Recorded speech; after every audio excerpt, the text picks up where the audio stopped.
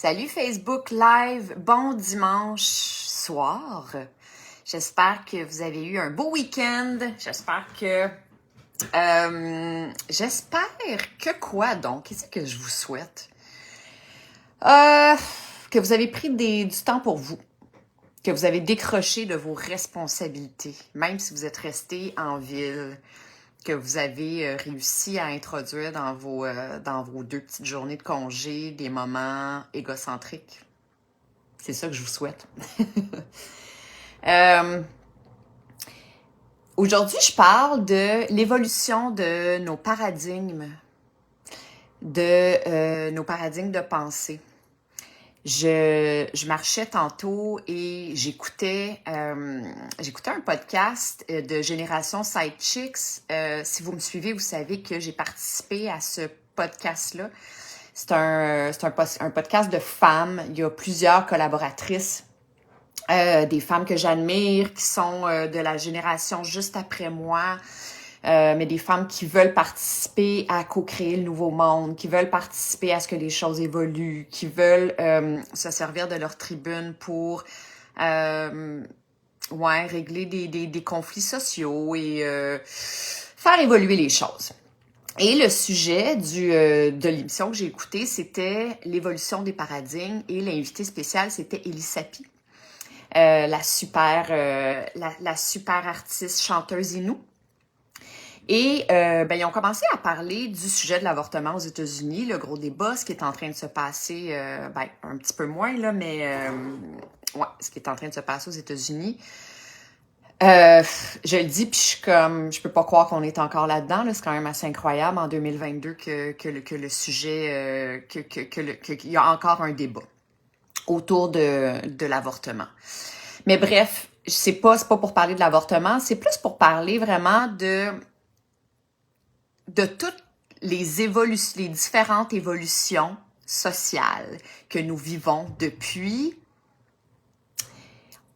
Il y a un côté de moi qui a envie de dire depuis longtemps, mais on dirait que ça commence vraiment à bouger et à évoluer depuis 2 ans. Je me trompe-tu? Est-ce que vous êtes d'accord avec moi? Est-ce que ça se pourrait que la pandémie ait vraiment aidé à pousser les affaires? C'est comme si ça a donné une espèce de « Hey! Là, on réalise plus que jamais à quel point on n'est pas éternel, ni nous, ni la planète. » Et que la formule qu'on a construite, sur laquelle on voguait depuis toujours, est pas super solide, puis on n'est plus sûr si elle nous convient, cette formule-là. Fait qu'on revoit les choses, puis là, c'est là que les masques tombent, puis que les vérités sortent, et qu'il y a des gens qui osent se présenter dans toute leur vérité avec des opinions qui peuvent diverger de la masse, qui ont le courage d'imposer leur insatisfaction ou leur opinion face à quelque chose qui est installé et en lesquels on a voté, en tout cas. C'était pas clair mon affaire, mais je suis convaincue que vous comprenez ce que je veux dire. Écoutez, aujourd'hui, j'ai fait, avant même de choisir que j'allais parler de ce sujet-là avec vous aujourd'hui, j'ai fait un post sur Instagram. En fait, j'ai partagé un quote de Bob Marley qui dit, je l'avais jamais lu ce quote-là, puis ça reflète vraiment ma pensée. Il dit, le problème dans notre société, c'est que quand on est vrai, on est haï, et quand c'est ça. Et quand on est faux, on est populaire, on est aimé, tu sais. Ben, en l'écrivant, j'ai réalisé à quel point on n'est plus tant là. Je pense qu'on a évolué. On n'est plus, c'est plus aussi vrai que ce l'était quand probablement Bob Marley a créé ce quote-là.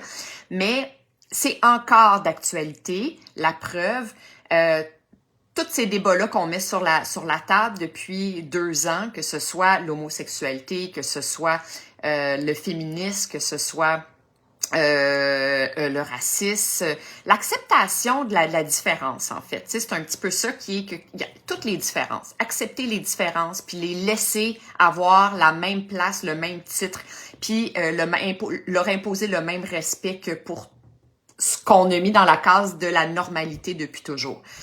Fait que donc, j'ai décidé de le partager quand même. La bonne nouvelle, c'est que je pense, comme je vous dis, que ça a quand même un petit peu évolué. Ceci étant dit, comme disait Elisapie dans le podcast que j'écoutais tout à l'heure, c'est un cheminement qui est très, très long, qui est lent, puis il faut être patient. Parce que déconstruire un paradigme de société, c'est long, c'est lent. C'est pas juste faire convaincre quelqu'un de changer d'idée, de faire des choix différents.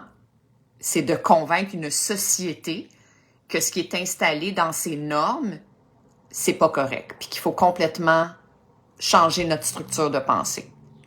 C'est complexe pour un individu, pour lui seul. Imagine dans une société à quel point ça peut l'être. Là, c'est comme plein de cerveaux, plein de monde qui carburent à ce mode par défaut là, tu sais, qu'on veut déconstruire.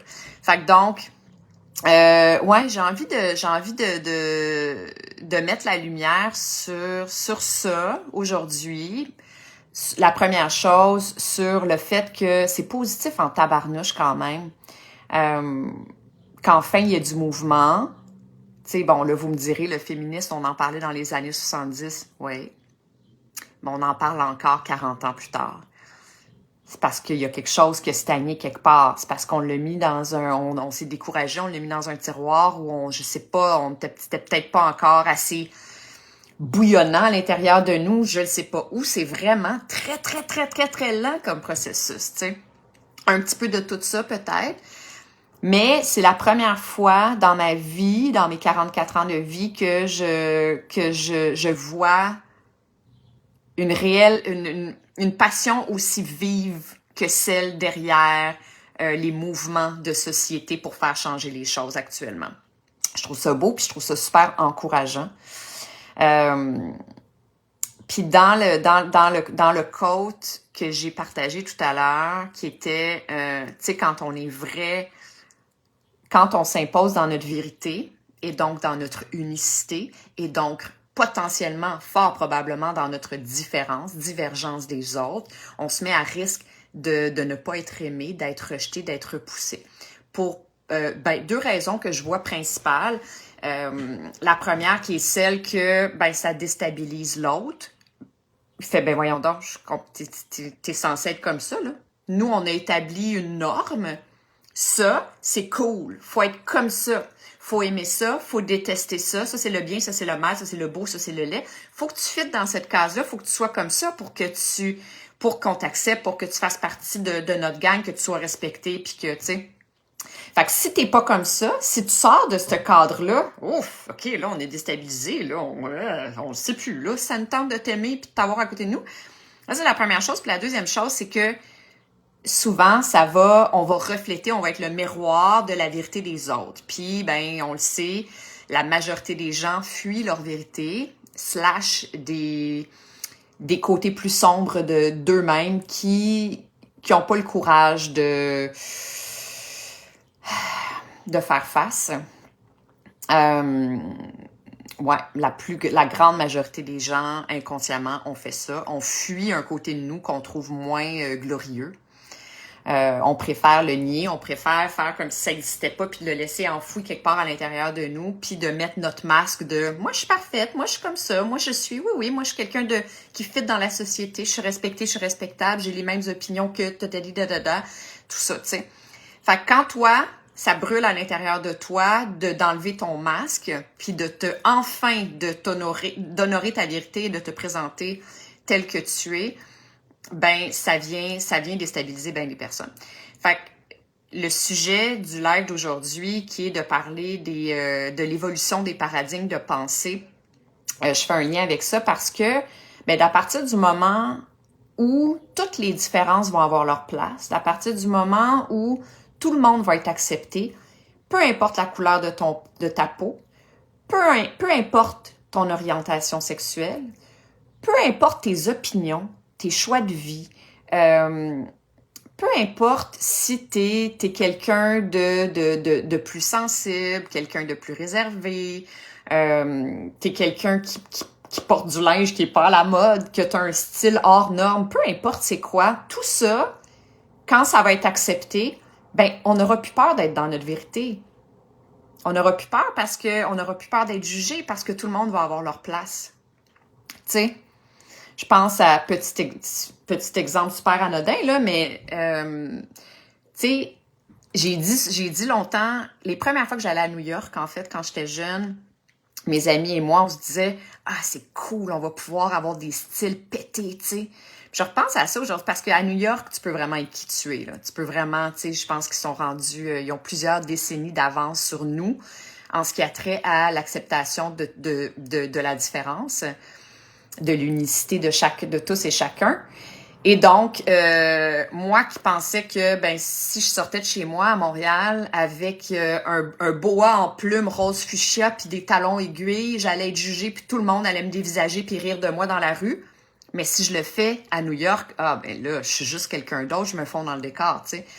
Ben c'est ça. Fait que à partir du moment où tout le monde va avoir leur place, peu importe le genre que tu décides d'avoir dans cette vie-ci, peu importe ton origine, tes croyances, ton mode de vie, peu importe, tu vas avoir ta place, fait que tu vas t'imposer dans toute ta vérité. Puis pour moi, il n'y a rien de plus sain que ça, parce que c'est ça l'exercice de base ici.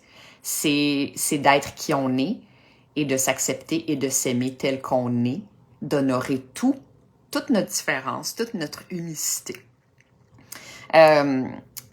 J'ai pas parlé de la spiritualité, les croyances, les religions. Une des choses qui parlait dans le podcast de Génération Sidechicks que j'ai écouté tout à l'heure, l'animatrice parlait de son père qui, la première génération dans sa famille, dans sa lignée, ça a été lui qui a mis de côté la religion, puis ça a été le combat de sa vie. Je l'ai compris comme ça. En tout cas, elle disait que pour son père, ça a été extrêmement difficile d'imposer son choix, qui était celui de ne plus être, de ne plus pratiquer la religion, comme ses parents, même ses frères et ses sœurs, je crois. Fait que la spiritualité, moi, qui la mets de l'avant, ça a été extrêmement difficile toute ma vie, comme tous les autres aspects de ma vérité. J'ai trouvé ça difficile de la mettre de l'avant et d'imposer mes croyances et qui je suis, parce que j'avais l'impression que j'allais être jugée, parce que, bon, c'était pas compris, parce que c'était jugé.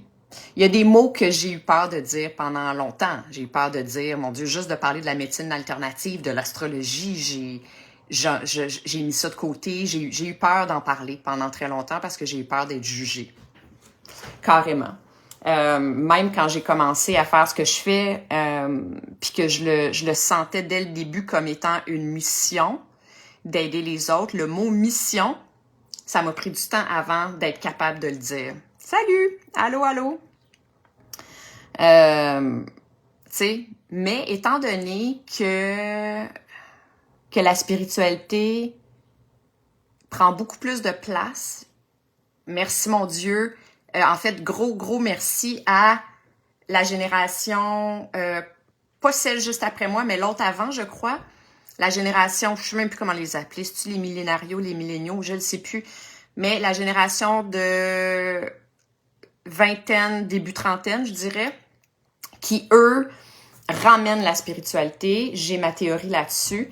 Mais je trouve ça magnifique à voir, je trouve ça vraiment fantastique. Puis à cause d'eux, je crois, ben on est en train de laisser toute la place à ce mode de pensée-là, à cette façon de vivre-là, à ces croyances-là. Ouais, sans avoir peur d'être jugé, tu sais. J'espère que c'est clair, ce que je dis. En fait, le live du jour, c'était tout simplement pour mettre la lumière sur l'évolution des paradigmes. Je trouve ça beau. Je trouve ça vraiment magnifique. Je trouve que ça devrait être ça la vie. Sur certains points, vaut mieux tard que jamais, on se dira. Tu sais, les mêmes bons vieux débats au niveau du féministe, l'avortement aux États-Unis, bon, tout ça, tu sais, ça va-tu finir par finir? Mais au moins, on fait des pas en avant, j'ose espérer. Tu sais, au niveau du hashtag MeToo, au niveau du racisme, au niveau de l'homophobie, tu sais, on fait des pas en avant. À un moment donné, peut-être qu'on sera plus obligé de brandir des drapeaux puis de faire des marches interminables pour défendre telle ou telle idée, telle ou telle, tu sais. opinion, personnalité, etc. Mais, ouais, l'évolution des paradigmes. Puis, ben, pour participer à ça, il faut être dans notre vérité. Il faut oser, il faut avoir le courage de se présenter tel qu'on est. D'arrêter d'alimenter le personnage que les autres s'attendent de nous, tu sais. On veut tout être aimé, j'en parle souvent. En bout de ligne, les humains, on a tous ça en commun. On veut tous être aimés. Puis, étant donné que c'est notre carburant de base, tant et aussi longtemps qu'on n'a pas, on satisfait pas ce besoin-là par nous-mêmes, on s'attend à ce que ce soit les autres qui le fassent pour nous. Et ça, c'est le moteur à essayer d'être quelqu'un d'autre. On devient la personne qu'on pense qui va être plus aimée que notre vérité. On devient la personne qu'on pense que les autres s'attendent de nous. Ouais, fait qu'on porte des masques. On porte le masque de l'humour. On porte le masque de la vie parfaite. On porte le masque de l'opinion populaire, de la croyance populaire. On porte le masque du jugement, tu sais.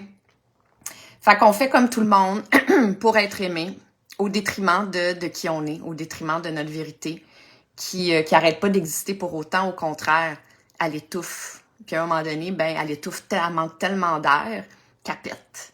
Puis là, il y a quelque chose qui se passe. Puis moi, c'est ça qui s'est passé. Fait que c'est la raison pour laquelle, un jour, j'ai tout garoché par terre, le masque, le bouclier, la cape de protection, tout ça, là, puis le personnage populaire, j'ai tout mis ça par terre, puis je suis devenue qui je suis. Je suis beaucoup moins populaire que j'étais avant, mais au moins, je suis bien. Je suis bien avec moi-même dans mon corps, dans ma tête et dans mon âme et dans tout ça. Fait que je souhaite ça à tout le monde, puis je souhaite ça à notre société, en fait. Je souhaite qu'on laisse tout le monde être, tu sais. Qu'on laisse les choix aux autres. Puis ça, c'est l'autre affaire qui parlait tout à l'heure dans l'épisode, dans l'émission de Génération Sidechicks. On parlait d'avortement. On laisse pas le choix aux autres. Puis moi, je faisais un parallèle dans ma tête. Tu sais, c'est incroyable. On n'a pas le libre arbitre de notre vie. On n'a pas le libre arbitre de notre vie, de la mini-vie qui est en train de se construire à l'intérieur de nous. Mais aussi, tu sais, on a juste à penser aux procédures extrêmement complexes qui sont celles de l'aide à mourir. C'est quand même assez aberrant. J'en reviens pas. T'es qui, toi, pour me dire, pour choisir, pour choisir si je dois vivre ou pas vivre? T'es pas dans mon corps. Tu le sais pas. C'est quoi ma vie? Tu le sais pas. Comment ça se passe dans ma tête? C'est pas à toi de choisir si je dois continuer de vivre ou pas. En tout cas, ça, c'est mon opinion à moi. Peut-être qu'il y en a qui la partagent pas, mais tu sais, puis pour moi, l'avortement, ça rentre dans le même bateau. Vous êtes qui, vous, pour choisir? Laissez aux autres leur choix, leur droit de parole, de tout. Le choix de leur vie. Fait que, ouais, c'est ça. Et je finis mon live en vous rappelant que j'ai décidé de commencer une nouvelle formule. J'en ai parlé hier à la fin de mon live du jour. J'aimerais ça commencer à faire des petites sessions de coaching live spontanées avec vous, ceux qui m'écoutez. Donc, ce que je vais faire, c'est que je vais poster, je vais mettre une petite publication sur ma page professionnelle, puis je vais vous demander de me partager vos questions. Vous pouvez le faire de façon publique en dessous de la publication, ou vous pouvez m'écrire par Messenger vos questions. Parce que si j'attends qu'elles se déroulent comme ça pendant que je suis en train de le faire, ça se peut que je perde du temps, ça se peut que je perde des questions parce que les questions, ils vont disparaître puis tout ça. Puis ça sera pas structuré, mon affaire. Je me mets à risque que ce soit pas structuré. Alors, je vais vous inviter à me poser vos questions et je vais avoir donc ma liste de questions auxquelles répondre durant les lives. Donc voilà, je voulais vous dire ça. Je vais partager cette publication en question, je sais pas, aujourd'hui ou demain, à voir. mais vous allez être avisé. Alors voilà, c'est tout pour aujourd'hui. Je vous embrasse. Bonne fin de journée et à demain. Bye bye!